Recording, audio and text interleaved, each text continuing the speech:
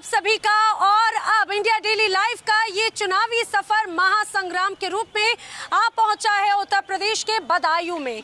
वो बदायूं जो अपने आप में काफी ऐतिहासिक शहर माना जाता है, पुराणों में भी इसका जिक्र है और राजनीतिक लिहाज से भी बेहद महत्वपूर्ण है। बेहद महत्वपूर्ण क्यों है? दरअसल इसीलिए महत्वपूर्ण है क्योंकि ये समाजवादी पार्टी का गढ़ माना जाता रहा है, लेकिन पिछले चुनावों में हमने देखा कि किस तरह से बीजेपी ने यहाँ पर अपनी मौजूदगी दर्ज कराई। कद्दावर नेता धर्मेंद्र यादव यहाँ पर लंबे समय तक सांसद रहे, लेकिन जिस तरह से यहाँ पर हमने देखा बीजेपी प्रत्याशी की तरफ से जीत दर्ज कराई गई थी, उसके बाद में तस्वीर बदल गई। अब इस बार का सियासी समीकरण और भी ज्यादा दिलचस्प हो चुका है।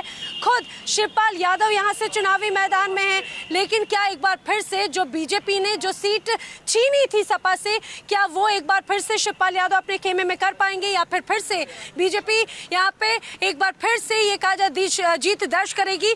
मेरे साथ में इस समय बदायूं की जनता है, जिसमें पक्ष और विपक्ष दोनों के हम मुद्दे जानेंगे। मैं चाहूंगी एक बार जोरदार तालियों के साथ में कार्यक्रम की शुरुआत करें। बताइए बदायूं की आखिर जनता क्या सोचती है? सबसे पहले आप ही से, इस बार क्या परिवर्तन की तस्वीर है?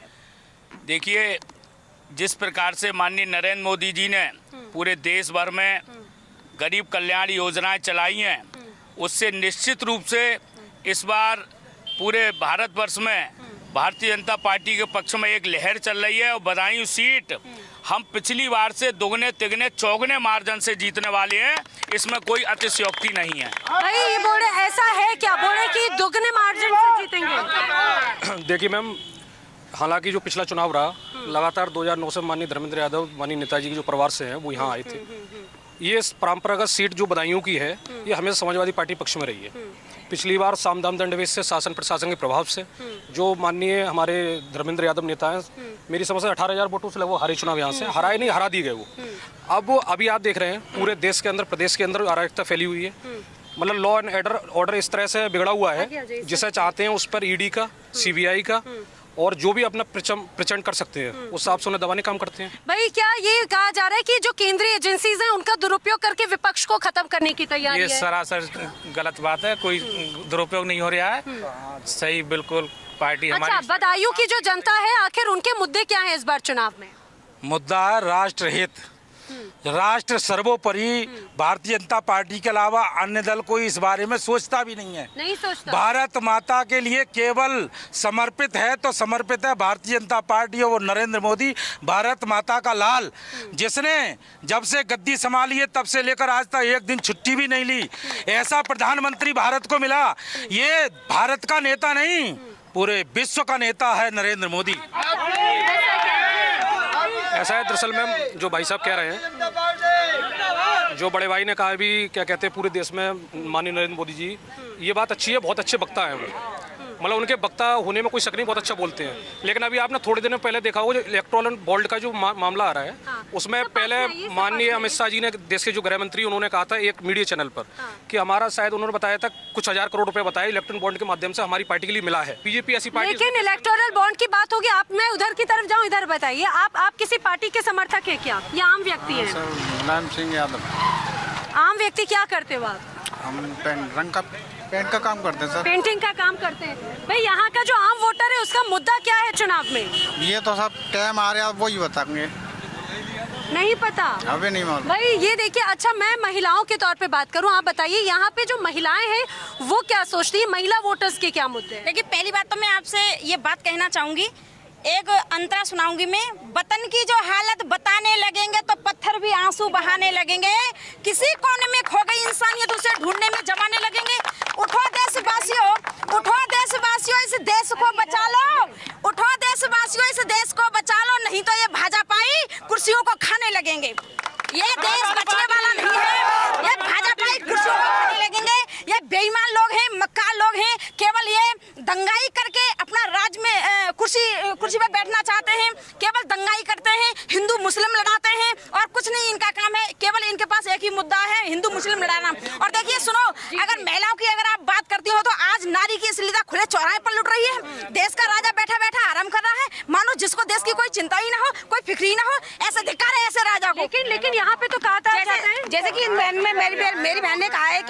गुंडागर्दी चल रही है, गुंडागर्दी बिल्कुल नहीं चल रही है। 33% दिया है आरक्षण महिलाओं के लिए। महिलाएं आज सुरक्षित हैं, बाहर से घर निकल रही हैं, कोई स्कूटी से निकल रही हैं और वाहन से निकल रही हैं, खुले आम मतलब घूम रही हैं। पहले गुंडागर्दी होती थी, बहन बेटियों को कितना छेड़ा जाता था, आज नहीं है। इस बात में ताली होनी चाहिए। ये कह रहे हैं कि भाई सुरक्षा व्यवस्था बदली है क्या? सुरक्षा व्यवस्था बदली है? मैम वो अभी 1 साल से ज्यादा समय नहीं गया, हाथरस का कांड आपने देखा होगा। आप तो बताइए बताइए बताइए। अरे बोलो भाई, सुरक्षा व्यवस्था बदली है बदायूं में? क्या नहीं बदली है, कोई नहीं है। क्या सूरत, अरे क्या सूरत में बदली है? अरे कुछ स्पेशल लोगों के लिए बदली है, बाकी गरीब जनता आज भी देखिए सबके की वजह से कुछ भी बोल सकते हैं। ये हार रहे हैं ना, तो कुछ ना कुछ आरोप लगाएंगे। लेकिन मुझे एक बात बताइए, अगर यहाँ पर सब कुछ ठीक था तो संघमित्रा मौर्य का टिकट क्यों कट आरोप कैसे लगाएंगे? संघमित्रा मौर्य का टिकट क्यों कट गया? जी क्योंकि दुर्गेश साक जी बड़े नेता हैं, इसलिए कट गया। भाजपा लेकिन अगर काम अच्छा था, भाजपा में कोई भी व्यक्ति यहाँ पर नेता बन सकता है, कोई भी व्यक्ति सांसद बन सकता है। यहाँ पर यादव समाज की इतनी बड़ी संख्या है, तो धर्मेंद्र यादव यहाँ के लोकल यादव क्यों नहीं रहा देते? लोकल का मुद्दा है ना। हम यहाँ दुर्गेश साक यहाँ पर जीतेंगे 2 लाख वोटों से। दुर्गेश साक 2 लाख वोटों। देखिए मुझे एक बात बताइए, जवाब दूंगा। जो भैया ने हमारे कहा कि माननीय धर्मेंद्र यादव लोकल के व्यक्ति को नहीं लड़ा देते। अरे आपसे मैं पूछता हूँ, बीजेपी में लगातार यादव यहाँ से प्रयास कर रहे थे टिकट का, आपने कितना पूनम यादव दिया, कितना जितेंद्र यादव दिया, कितना अजीत राजू को दिया? जातिवाद है ही नहीं, कोई भी जातिवाद किसी प्रकार का नहीं है। मुझे एक बात बताइए साहब, पिछली बार जो चुनाव था, मार्जिन था जीत का वो बहुत कम था। इस बार लग रहा है कि वो जीत का मार्जिन कम होगा या बढ़ जाएगा? इस बार जीत का मार्जिन बहुत बड़ा होगा, जिसकी लोग कल्पना भी नहीं करते होंगे। ऐसा होगा क्योंकि भारतीय जनता पार्टी सबको अपना परिवार मानती है।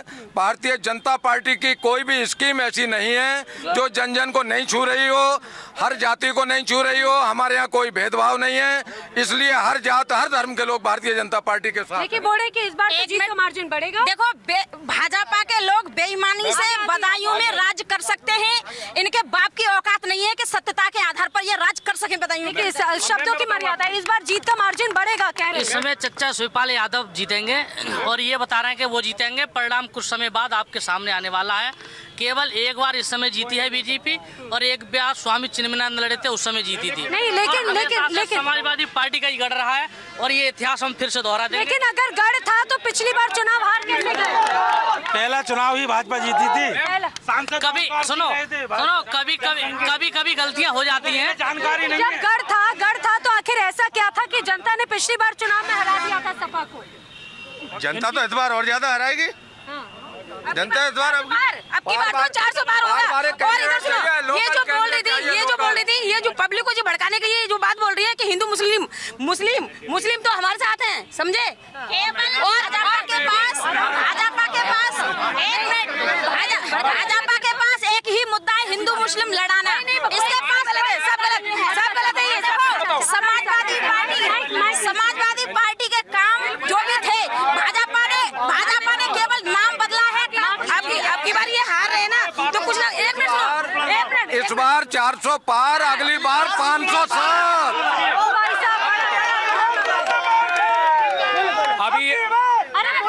अभी ये बता रहे थे कि बहुत बड़े प्रचंड बहुमत से जीतेंगे। इनका ये इतिहास रहा है बीजेपी वालों का। समाजवादी ये गढ़ रहा है। पिछली बार मैंने कहा बेईमानी जिता दी 18,000 से। आपके शिवपाल सिंह यादव आए हैं, उनका संगठन का इतना प्रभाव है। गुन्नौर और सेसवान हम कम से कम 1.5 लाख वोट जीत के आ रहे हैं। 1.5 लाख भाई, 1.5 लाख पिछली बार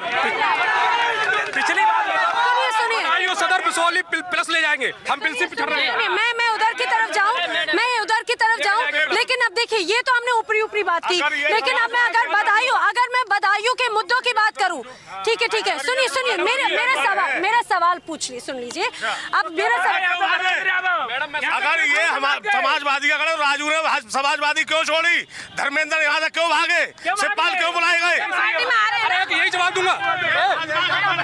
चाचा की बात का जवाब दूंगा। संघमित्रा सीटिंग एमपी क्यों भागी तुम्हारी? जवाब दो।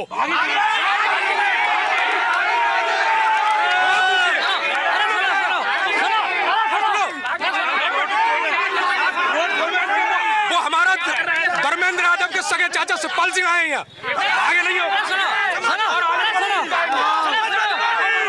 रोड शो में माननीय सांसद जी संघमित्रा इनके दुर्गेश सिंह साके के साथ थे। सुनिए अब मुझे एक बात बताइए। बताइए, हमेशा बीजेपी के कार्यकर्ता कहते हैं हमेशा विकास के नाम पर वोट होगा, ये बताइए बदायूं में कितना विकास हुआ है? बदायूं में बहुत विकास हुआ है। ये कह रहे हैं कि धर्मेंद्र भाग गए।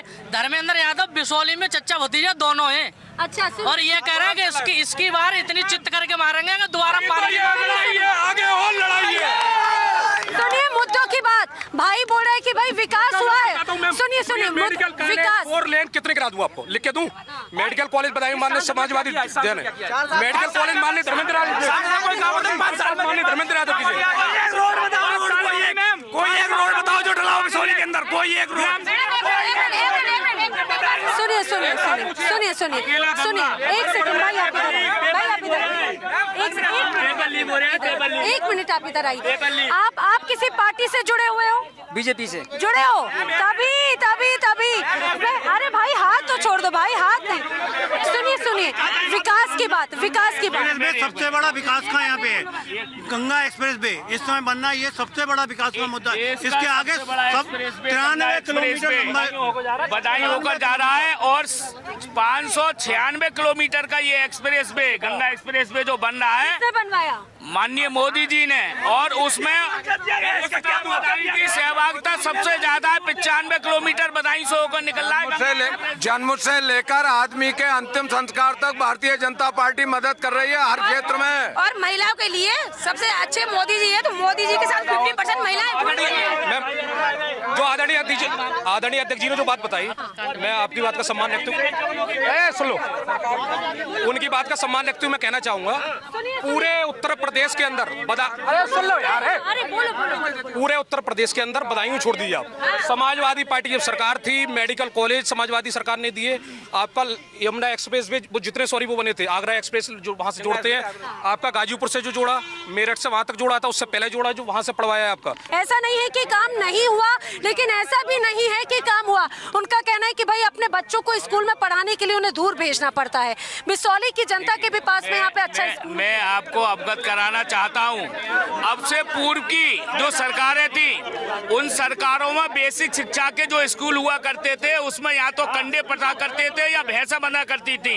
लेकिन जब से उत्तर प्रदेश में योगी जी की सरकार आई है, आप देखिए पूरे प्रदेशों के जो भी बेसिक शिक्षा के स्कूल्स हैं, उनका कायाकल्प हुआ है। निश्चित रूप से फ्री शिक्षा, फ्री कॉपी किताब, फ्री जूते मोजे, सारी चीजें सरकार फ्री में उपलब्ध करा रही है। और हायर एजुकेशन के विषय में भी हमारे क्षेत्र में कई स्कूल्स वगैरह भी माननीय सांसद जी के प्रयासों से इतनी सड़कें यहाँ पर बनी है। और नवोदय विद्यालय 76 करोड़ रुपए की लागत से इसी विधानसभा देखिए कई उन्होंने कई बड़ी बातें बताई। सुनिए सरकार ने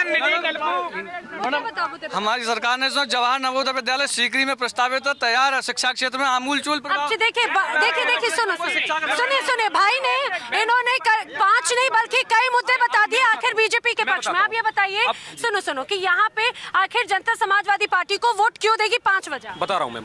एक तो किसी को स्कॉलर नहीं मिला, एक तो अभी ध्रुवीकरण की राजनीति चल रही, सबसे मेन मुद्दा है। आप थाने कोतवाली जाए, तहसील जाए, शकल देख के देखा जाएगा आप कौन है, आपके पीछे क्या लिखा हुआ है। भेदभाव होता है, सबसे बड़ा मुद्दा है, ये टाल नहीं सकते, ये हम भुगतोगे, हम भुगतोगे। और सुनिए दूसरी क्या चीज है, आप सुनिए, अरे बड़ा सबसे ज्यादा प्रधानमंत्री आवास किसी की जाति देख कर नहीं मैम सुनिए, आज मैम सुनिए आप, अरे ये मैम अपनी बात रख रहे हैं भैया, लेकिन आप ये देखिए पेट्रोल का भाव क्या जा रहा है। बड़े बड़े हवाई बातें करती, पेट्रोल कहाँ है आज, सिलेंडर कहाँ है आपका? मैं बताता हूँ, इसलिए देना चाहिए।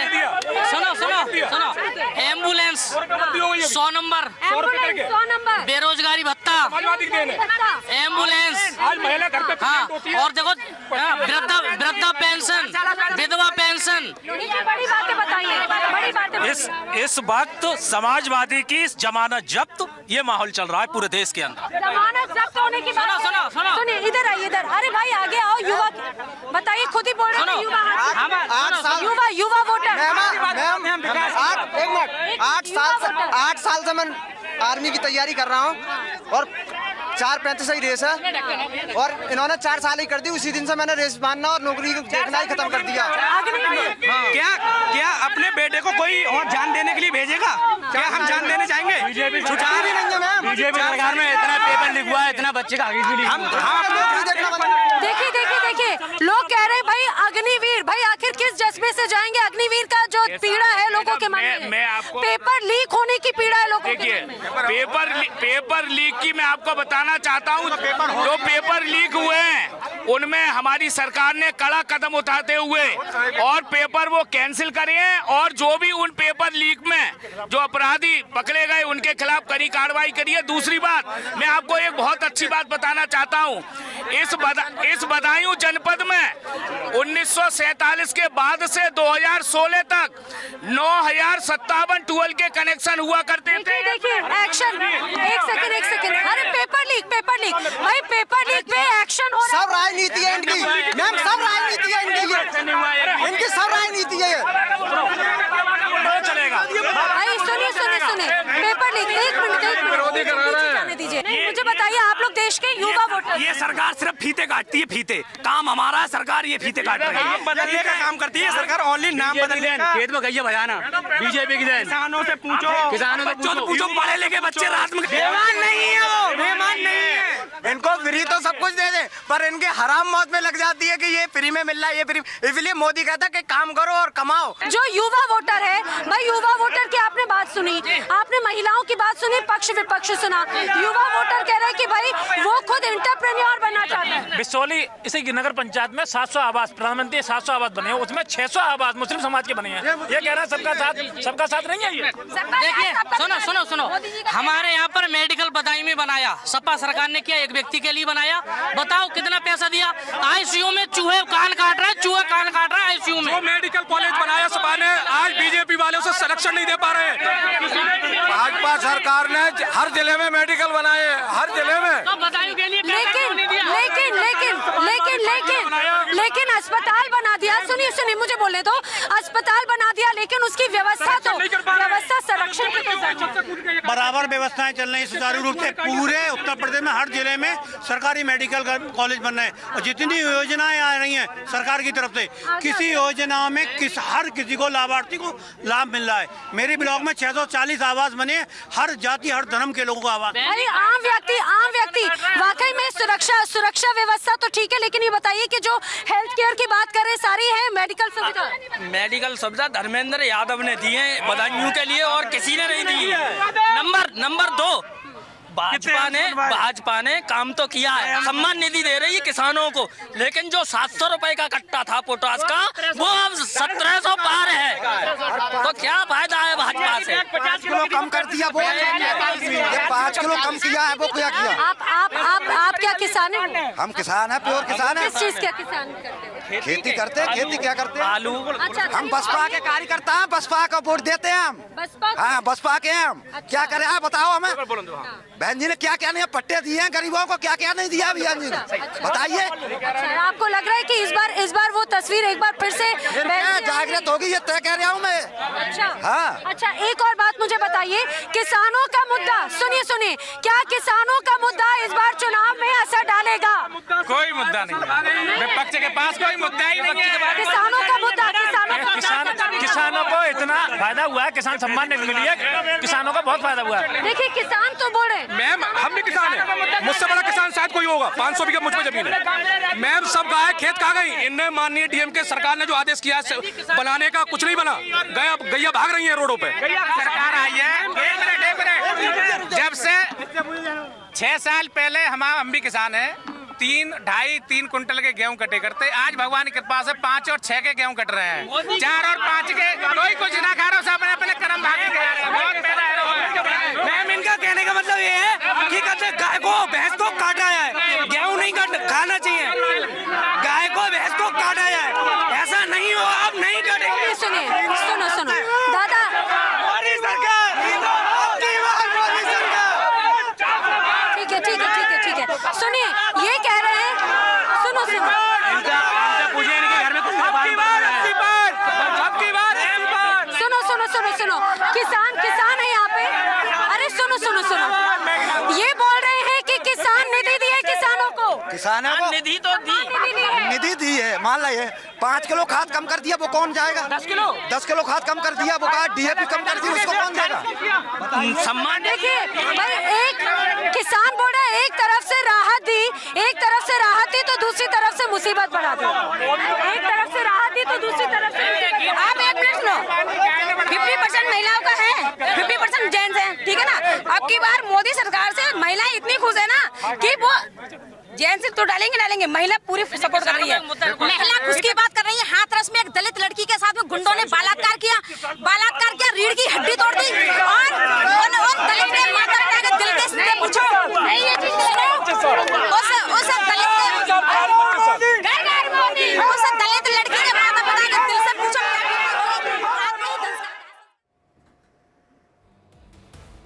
और इसी के साथ ही बुलेटिन में फिलहाल इतना ही। आर एक छोटे से ब्रेक के लिए जल्द हाजिर होते हैं।